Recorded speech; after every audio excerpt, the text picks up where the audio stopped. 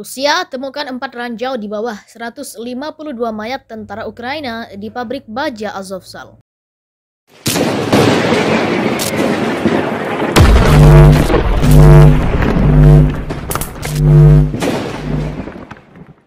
Pasukan Rusia mengklaim telah menemukan 4 ranjau darat yang tidak meledak ditempatkan di bawah mayat 152 tentara Ukraina yang tewas di pabrik baja Azovstal yang luas di Mariupol.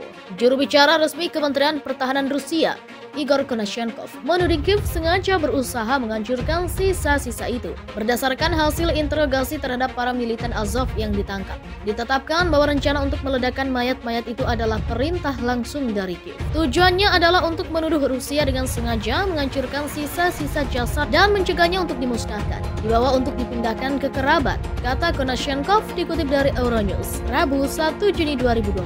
Pejabat di ibu kota Ukraina sementara itu telah lama menuduh Moskow meninggalkan prajurit mereka yang tewas dalam pertempuran. Angkatan bersenjata mengatakan mereka telah mengumpulkan ratusan mayat sejak Maret untuk diangkut melintasi perbatasan. Mereka mengatakan Kremlin telah berulang kali mengabaikan panggilan untuk mengambil orang mati mereka. Namun Moskow telah membantah klaim tersebut. Wali kota Severodonetsk klaim 1.500 warga tewas dan sebagian wilayah telah jatuh ke tangan Rusia. Invasi Rusia ke Ukraina terus memanas hingga hari ini Selasa 31 Mei 2022. Diketahui pasukan Rusia terus maju dan menggempur kota Severodonetsk. Akibat serangan itu sebanyak 1.500 warga sipil dilaporkan tewas. Seperti diketahui, Severodonetsk adalah kota terakhir yang masih dipegang oleh Kiev di provinsi Luhansk, Ukraina. Pasukan Rusia telah merebut setengah dari kota Severodonetsk di Ukraina Timur. Ukraina Timur merupakan kunci bagi upaya Moskow untuk segera menyelesaikan perebutan kawasan industri Donbas.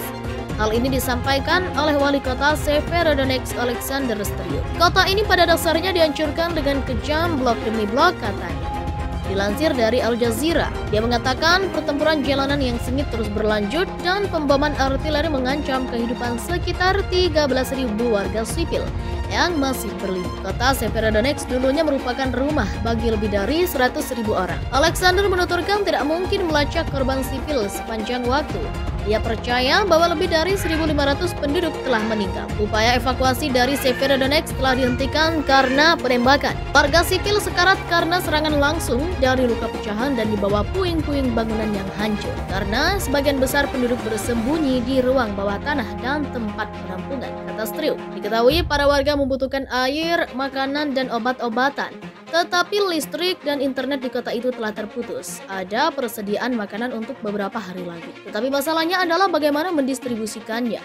Kata wali kota, perlu diketahui kota ini penting bagi upaya Rusia sebelum lebih banyak senjata barat tiba untuk memperkuat pertahanan Ukraina. Rusia telah mendesak untuk merebut seluruh wilayah Donbas yang terdiri dari wilayah Luhansk dan Donetsk yang diklaim Moskow atas nama proksi separatis. Pasukan Rusia telah merebut setengah dari kota Severodonetsk di Ukraina. Wilayah Severodonetsk merupakan pusat Moskow untuk segera menyelesaikan perebutan kawasan industri Donbas. Sebut wali kota Alexander Stryuk mengatakan kepada kantor berita Associated. Kota ini pada dasarnya dihancurkan dengan kejam, blok demi blok. Katanya pada AP News, dilansir Al Jazeera Selasa 31 Mei. Dia menuturkan pertempuran berlangsung sengit di jalan terus berlanjut dan pemboman artileri mengancam kehidupan sekitar 13.000 warga sipil yang masih berlindung di Severodonetsk. Kota tersebut dulu merupakan rumah bagi lebih dari 100.000 orang. Tidak mungkin untuk melacak korban sipil di tengah penembakan sepanjang waktu, kata wali kota. Dia percaya bahwa lebih dari 1.500 penduduk telah meninggal karena berbagai sebab sejak Rusia menginvasi Ukraina pada akhir Februari. Upaya evakuasi dari Severodonetsk telah dihentikan karena penembakan. Warga sipil sekarat karena serangan langsung dari luka pecahan dan di bawah puing-puing bangunan yang hancur. Karena sebagian besar penduduk bersembunyi di ruang bawah tanah dan tempat penampungan, kata Stryuk. Listrik ke kota telah terputus dan orang-orang membutuhkan air, makanan, dan obat-obatan. Ada persediaan makanan untuk beberapa hari lagi, tetapi masalahnya adalah bagaimana mendistribusikannya, ungkapnya. Pasukan Rusia kuasai sepertiga kota seorang pemimpin separatis yang didukung Moskow yang dikutip dalam laporan kantor berita TASS.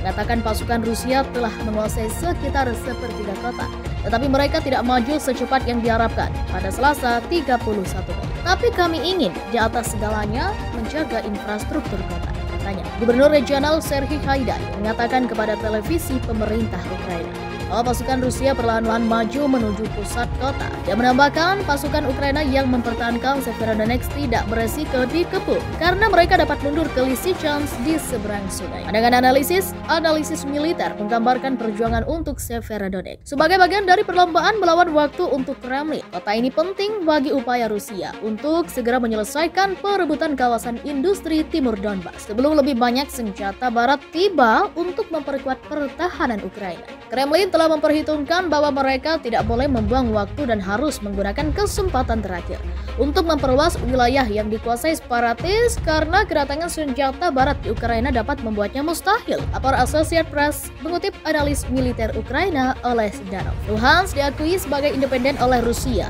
ketika Moskow meluncurkan invasi ke Ukraina pada 24 Februari. Meskipun Kiev dan sekutu baratnya menganggapnya sebagai bagian dari Ukraina. Rusia telah mendesak untuk merebut seluruh wilayah Donbas yang terdiri dari wilayah Luhansk dan Donetsk yang diklaim Moskow atas nama proksi separatis. Jurnalis Prancis meninggal terkena pecahan peluru. Seorang jurnalis Prancis berusia 32 tahun, Frédéric Leclerc-Imhoff, meninggal pada Senin 30 Mei di dekat Severodonetsk.